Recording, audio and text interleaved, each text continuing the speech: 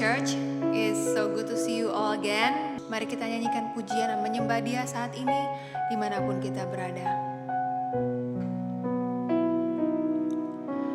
Tak akan pernah ku sesali mengiring Yesus sepanjang hidupku, lewati lembah air mata, ku saksikan kemuliaan-Mu dinyatakan.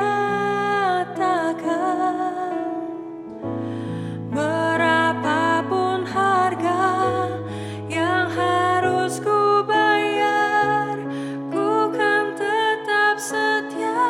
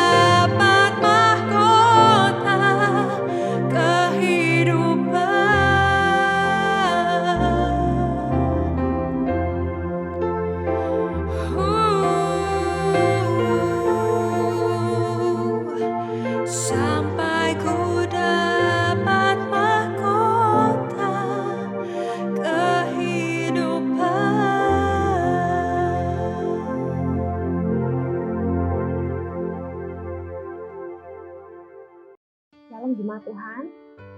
Ayat hari ini diambil dari Mazmur 62 ayat 9. Percayalah kepadanya setiap waktu, hai umat. Curahkanlah isi hatimu di hadapannya. Allah, dialah tempat perlindungan kita. Mari sama-sama kita berdoa. Tuhan Yesus, terima kasih Tuhan buat hari ini Tuhan, kalau kami boleh bersatu hati Tuhan, berdoa Tuhan buat penanganan COVID di seluruh Indonesia ya Tuhan. Bapak, biarlah Tuhan Kau berkati Tuhan setiap orang-orang yang sedang berjuang Tuhan dalam penanganan ini. Tuhan Yesus, berkati Tuhan, mereka berikan hikmat-Nya Tuhan, dan juga berikan kekuatan dan kesehatan Tuhan, hingga penanganan COVID di seluruh Indonesia boleh berjalan dengan baik ya Bapak. Kami berdoa juga Tuhan untuk perlindungan dan kesehatan atas rakyat Indonesia ya Bapak. Bapak, kami berdoa Tuhan Yesus, kami mengucapkan berkat atas Indonesia Tuhan. Bapak, biarlah Tuhan Yesus mohon belas kasihan-Mu Tuhan untuk bangsa Indonesia Tuhan. Kami percaya Tuhan Yesus, Engkau yang terus akan melindungi Tuhan, menjagai Tuhan bangsa dan negara kami ya Bapak. Dan kami juga berdoa Tuhan buat tim medis dan keluarganya Tuhan, mereka yang harus berjuang Tuhan untuk membantu setiap pasien-pasien yang terpapar Tuhan Yesus. Kiranya Tuhan Yesus Engkau memberikan kekuatan Tuhan, imun yang kuat bagi mereka Tuhan, bagi tim medis yang sedang bekerja ini Tuhan, dan juga keluarganya ya Bapak.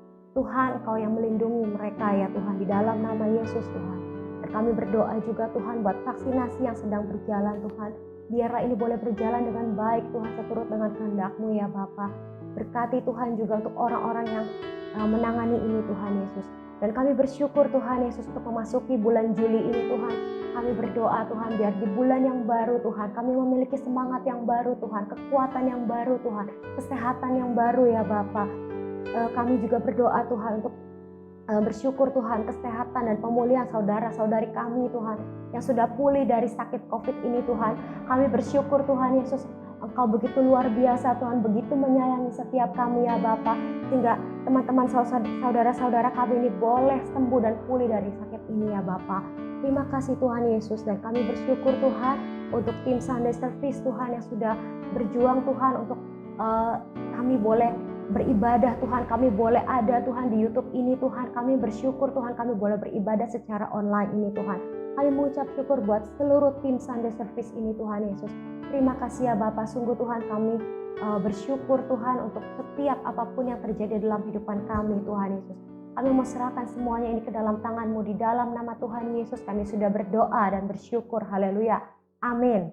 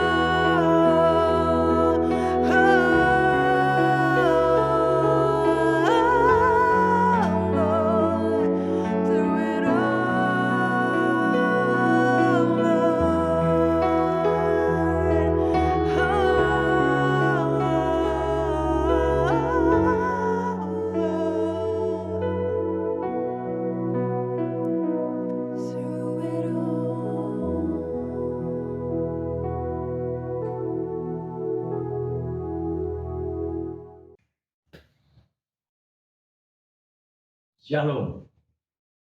Selamat pagi semuanya. Puji Tuhan, kita memasuki bulan Juli sekarang. Bukan main ya. Inilah yang disebut mungkin new normal atau apapun juga sebutannya.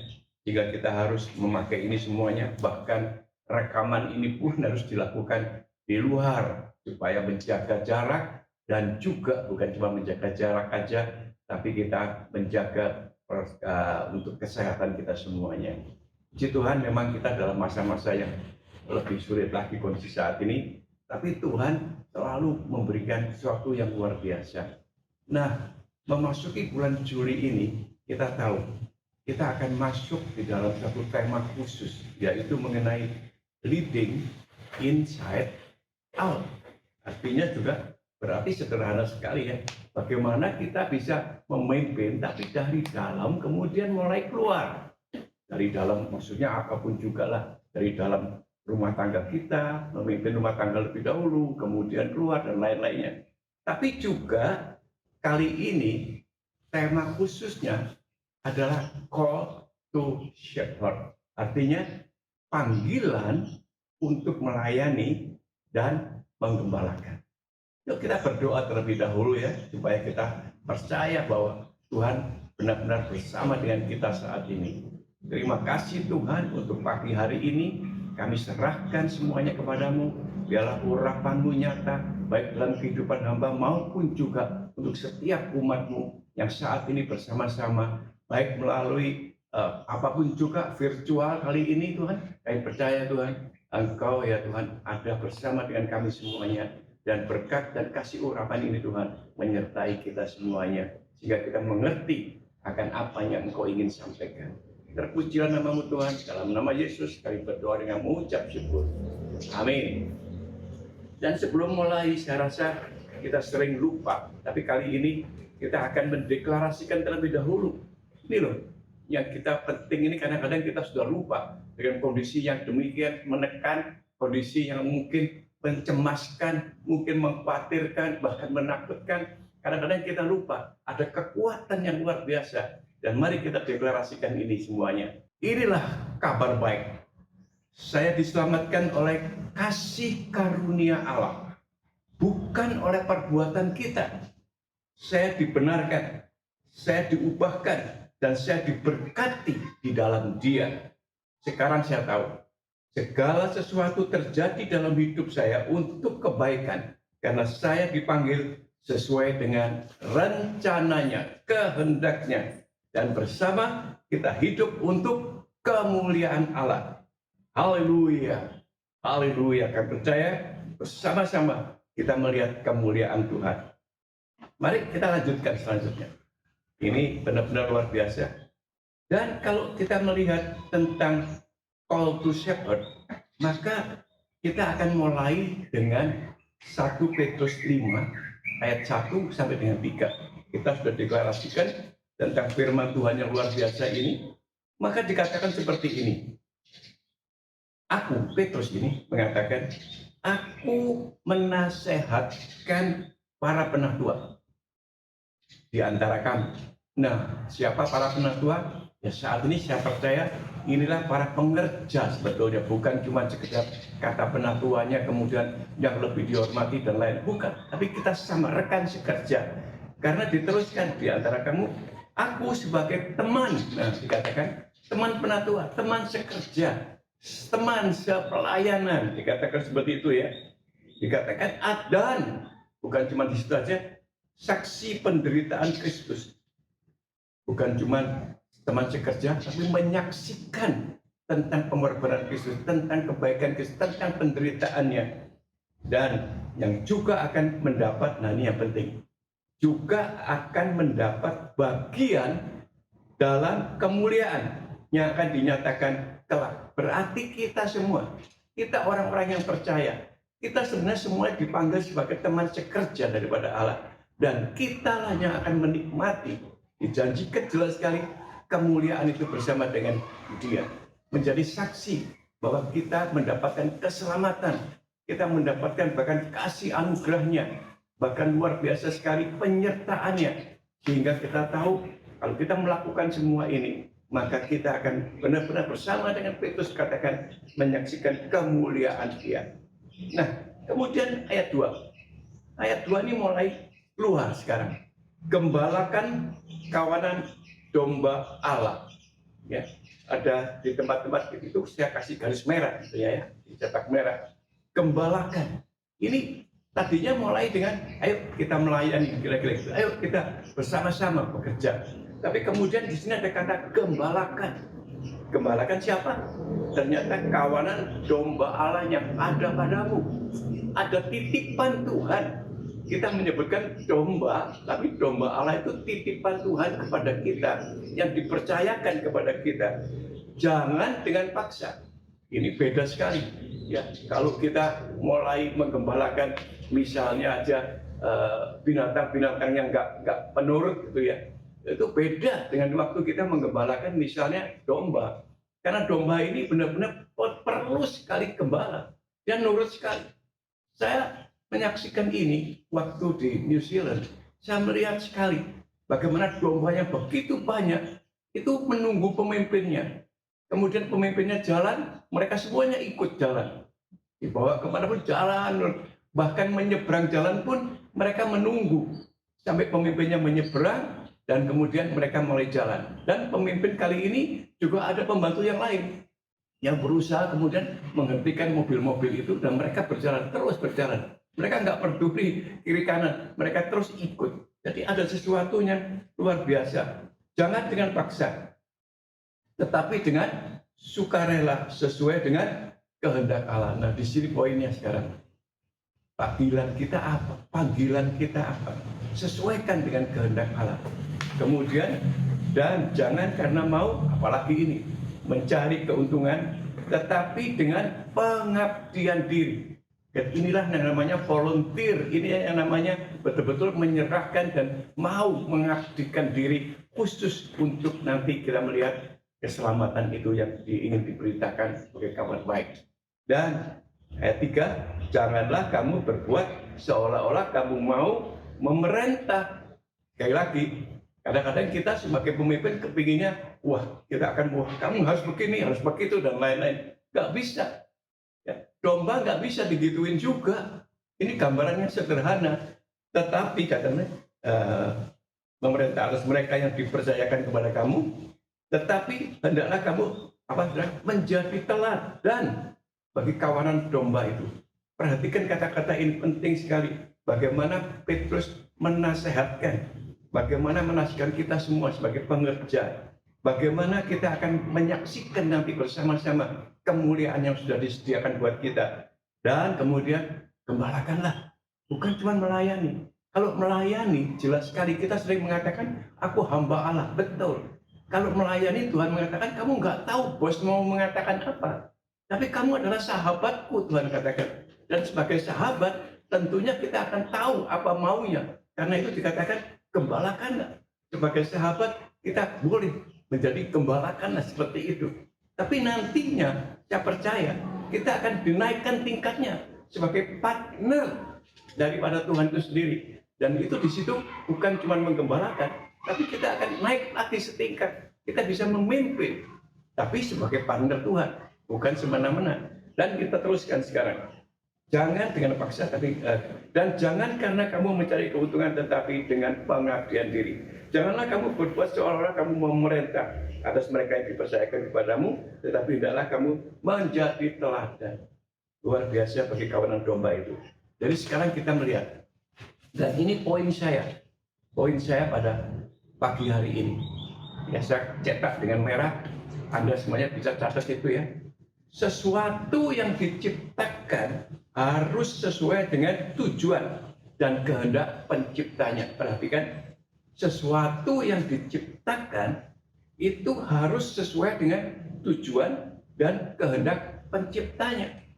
Nah, perhatikan ini. Saya kasih satu gambaran yang sederhana di sini. Coba lihat, ada gambar-gambar di situ. Di situ ada gambar sendal, ada gambar sepatu. Ya, sepatunya kebetulan diambil merek Nike, gitu ya. Tapi sepatu pun ada yang buat lari, ada yang buat main basket, ada yang buat main sepak bola, dan yang terakhir itu sepatu yang mewah. Barry, dia membuat sepatu untuk pesta memangnya, untuk sungguh-sungguh dipakai untuk sesuatu yang mahal memang. Karenanya sandal tetap diciptakan oleh penciptanya untuk dipakai dengan misalnya saja kita santai misalnya begitu ya. Tapi kalau sepatu dipakai sesuai dengan tujuan daripada yang menciptakan ini. Demikian juga Barry, meskipun mahal, kita tahu memang tujuannya untuk pesta, untuk sesuatu yang penting sekali di sini. Jadi ada beda-bedanya sekali. Nah sekarang gimana dengan kita? Bagaimana dengan kita sendiri? Kalau kita nggak ngerti mengenai ini, makanya saya bilang sesuatu yang diciptakan seharusnya sesuai dengan tujuan dan kehendak penciptanya.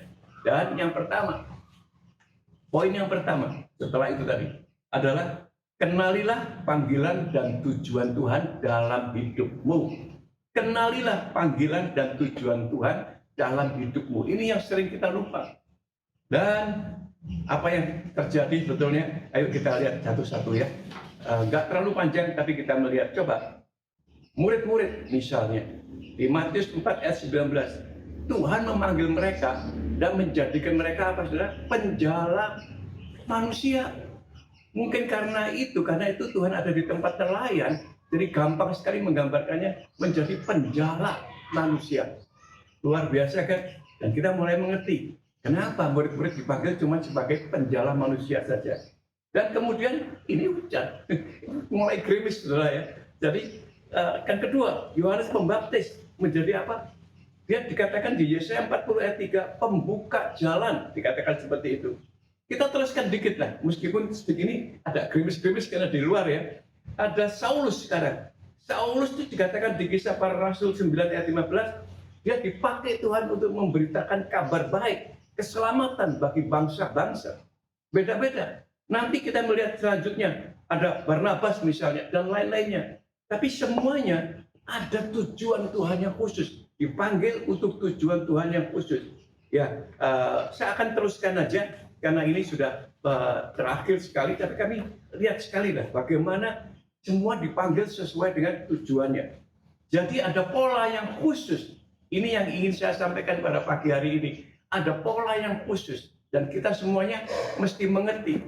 Yang pertama, panggilannya itu sesuai dengan kehendaknya. Karena itu polanya nomor satu, kita mengenal. Bahkan bukan cuma mengenal, kita mesti ada perjumpaan, encounter dengan Tuhan sendiri. Yaitu pada saat kita sungguh-sungguh bertobat, sungguh-sungguh menerima Dia, apalagi kita kemudian Tuhan bila memberikan yang istimewa, kita dibaptis Roh Kudus, wah luar biasa. Tapi di situ kita mengenal Tuhan yang sebenarnya. Ya, saya sendiri merasakan itu. 17 tahun saya menjadi orang Kristen sungguh-sungguh, tapi saya belum mengenal Kristus secara utuh. Sampai suatu hari saya benar-benar bertobat dan saya mengakui Dia sebagai Tuhan dan Juru Selamat, dan di situ terjadi perubahan. Tiba-tiba saya merasa bahwa dosa-dosa saya itu sudah dibayar lunas oleh Dia pada saat Dia disalibkan. Pada saat itu Dia mengatakan, aku sudah bayar utangmu deh, yaitu dosa-dosamu. Dan mulai dari sekarang Tuhan mengatakan, ikutlah aku. Jadi saya mulai belajar, dan saya belajar sungguh-sungguh untuk menjalankan, karena saya pikir saya mesti membayar itu semuanya. Dengan cara gimana? Dengan cara melayani. Jadi inilah yang dikira kita mulai mengenal Dia, mulai melayani. Tapi di sini juga masih belum cukup, karena 10 tahun setelah melayani, kemudian Tuhan memberikan panggilan khusus buat saya, yaitu untuk menjadi sepenuh waktu. Meskipun saya merasa janganlah melayani gini paling enak, nah, karena saya bisa melayani sebagai businessman, saya bisa nggak perlu merepotkan orang, saya bisa melayani kemanapun juga, saya senang sekali. Dan yang terpenting, saya melayani cuma menjadi saksi Dia. Jangankan khotbah, untuk menjadi saksi Dia, saya harus melayani Dia. Sungguh luar biasa. Tapi Tuhan benar-benar mengizinkan semua itu, meskipun saya bisa keliling kemana-mana dengan kesaksian demi kesaksian saja, saya melihat orang-orang kemudian bertanya, siapa Yesus sebenarnya? Dan terjadilah pertobatan. Dan setelah itu, Tuhan minta sepenuh waktu, saya masih, ya janganlah nanti dulu. Tapi ternyata Tuhan tidak seperti itu.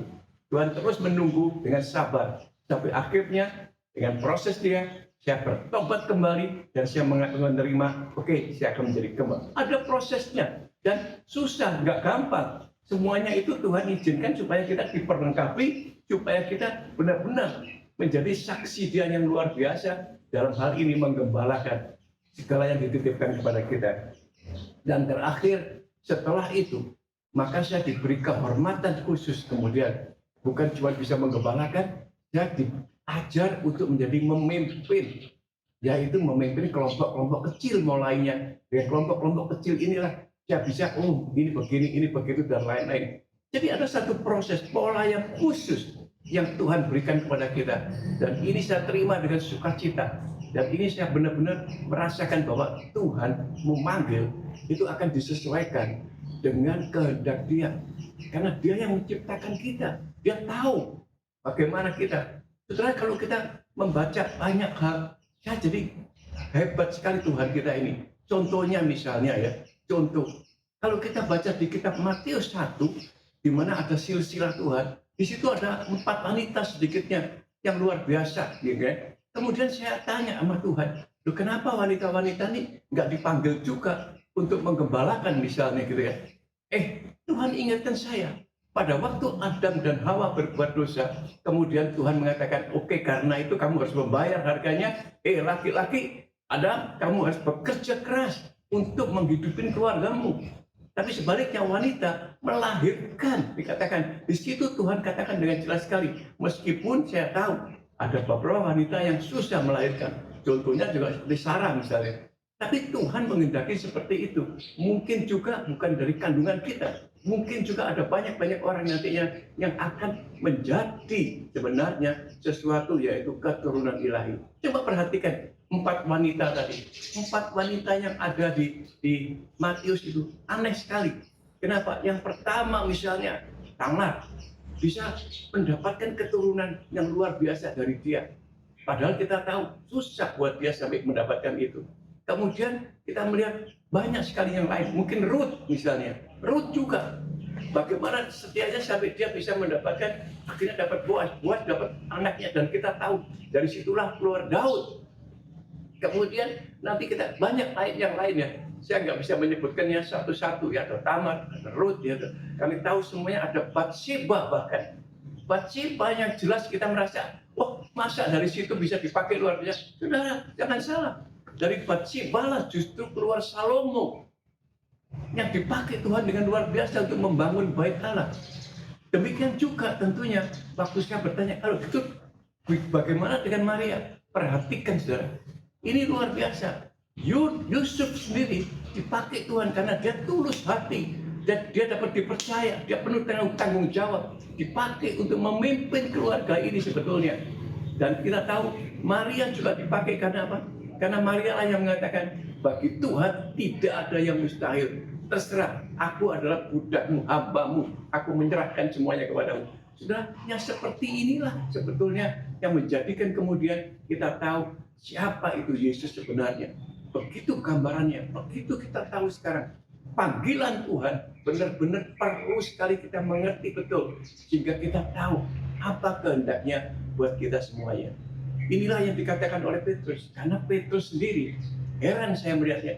Petrus, hanya Petrus yang dikatakan, gembalakanlah dombaku. 3 kali dikatakan, gembalakanlah dombaku. Petrus tahu siapa dia. Kenapa dia dipanggil? Padahal dia sudah melawan. Dia sudah dikatakan, sudah tidak waktu itu dikatakan, dia menyesatkan sebetulnya. Kenapa menyesatkan? Karena dia mengatakan tadinya aku akan terus bersama dengan kau, aku sungguh-sungguh. Tapi begitu ada masalah yang gawat, dia kemudian menyangkal.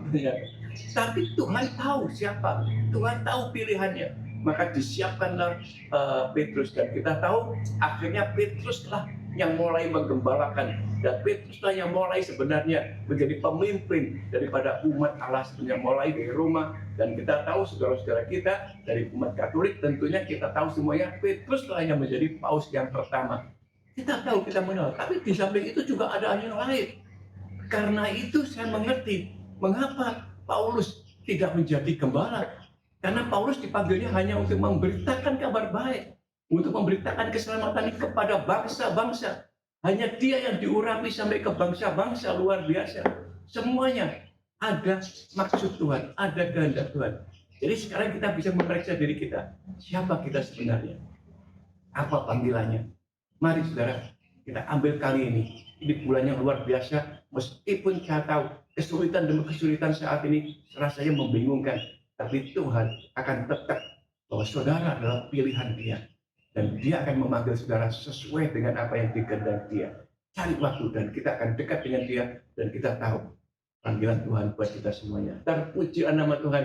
Haleluya. Amin. Amin. Sungguh terima kasih. Saya berdoa buat saudara terlebih dahulu. Kami mengucap syukur ya Tuhan atas apa yang telah boleh kami terima pada pagi hari ini. Dan kami percaya kami adalah umat-Mu. Kami adalah umat-Mu ya Tuhan. Kami percaya karena kami percaya dan juga kami ya Tuhan adalah dipanggil sesuai dengan kehendak-Mu. Beritahukan kami, urapi kami, pakai kami ya Tuhan. Sehingga kami tahu ya Tuhan apa yang sebenarnya Engkau kehendaki dalam kehidupan kami. Terpujilah nama Tuhan.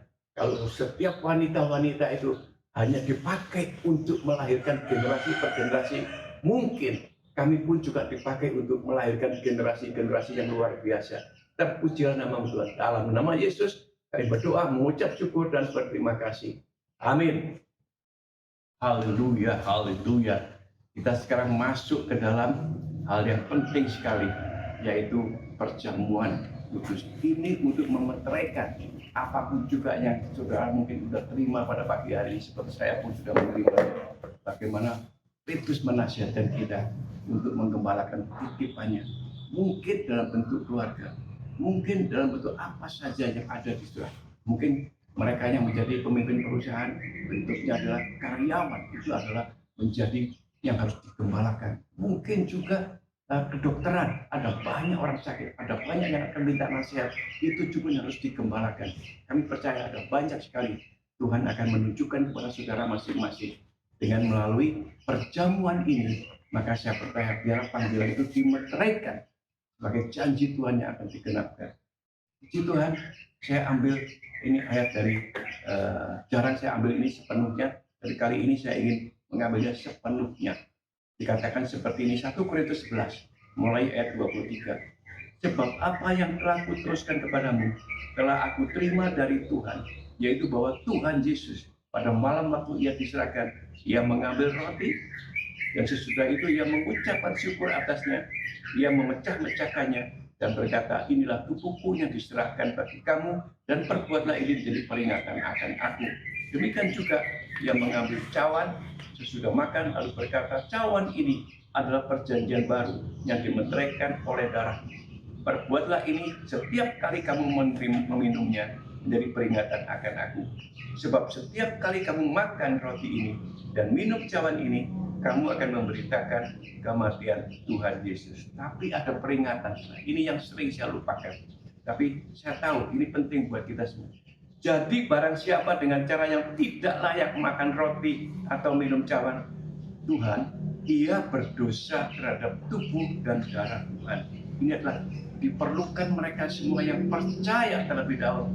Ya, bukan cuma datang untuk rutinitas saja, tapi yang percaya betul bahwa tubuh Tuhan dipecah-pecahkan, bahwa darah Tuhan dicurahkan. Kita harus percaya betul. Karena itu adalah tiap-tiap orang menguji dirinya sendiri, dan baru sesudah itu ia makan roti dan minum dari cawan itu. Karena barang siapa makan dan minum tanpa mengakui tubuh Tuhan, ia mendatangkan hukuman atas dirinya. Sebab itu banyak di antara kamu yang lemah dan sakit, dan tidak sedikit yang meninggal. Kalau kita menguji diri kita sendiri, hukuman tidak akan menimpa kita. Tetapi kalau kita menerima hukuman dari Tuhan, kita dididik supaya kita tidak akan dihukum bersama-sama dengan dunia ini. Marilah saudara, saya percaya saudara semua sudah menerima roti dan anggur. Angkat roti saudara sekarang. Mari kita semuanya percaya akan apa yang telah dikatakan oleh Tuhan. Dikatakan Tuhan mengatakan, inilah tubuhku yang diserahkan bagi kamu, dan perbuatlah ini menjadi peringatan akan aku. Dan ia memecah-pecahkannya. Percayalah Tuhan, percayalah kita semua bahwa dia mengorbankan dirinya sampai di kayu salib hanya agar tubuhnya bisa dipecah-pecahkan dan bisa bersama-sama dengan kita. Mari kita terima, kita makan bersama-sama di dalam nama Tuhan Yesus Kristus.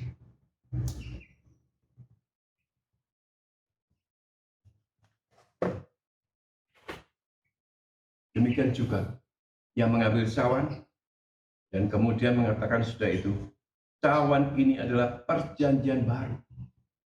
Perjanjian yang diingatkan Tuhan selalu atas panggilanmu, atas pelayananmu, bahkan atas apa yang Tuhan inginkan waktu Tuhan menciptakan kita semuanya. Karena itu yang dimeteraikan oleh darah, percayalah. Dan kemudian perbuatan ini setiap kali kamu meminumnya menjadi peringatan akan aku. Mari, terimalah dan minumlah. Percayalah di dalam nama Tuhan Yesus Kristus. Kami terima semua ini. Haleluya.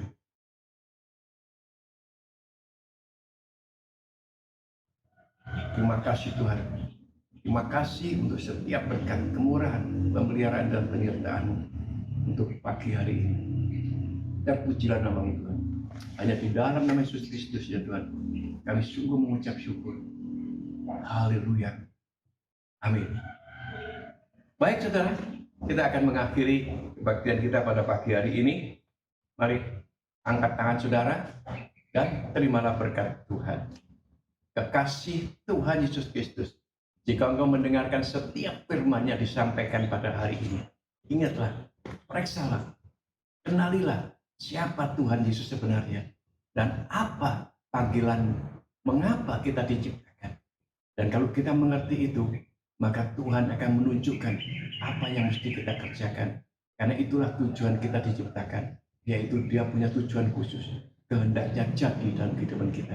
Kalau Anda percaya, Tuhan sendirinya akan mengangkat saudara di atas segala bangsa di bumi. Diberkatilah Anda pada waktu masuk dan diberkatilah pada waktu keluar.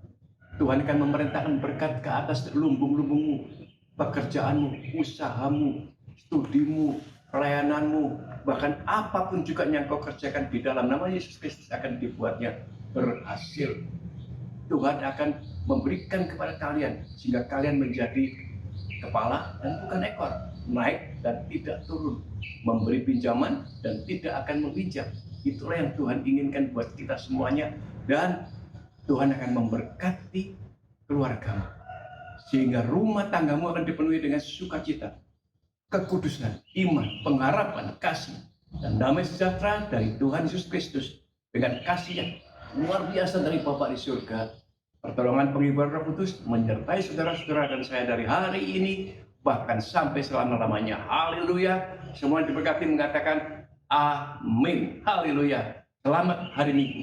Selamat atas semuanya ini saudara. Kita percaya. Salam sehat, salam sejahtera dari saya. Haleluya.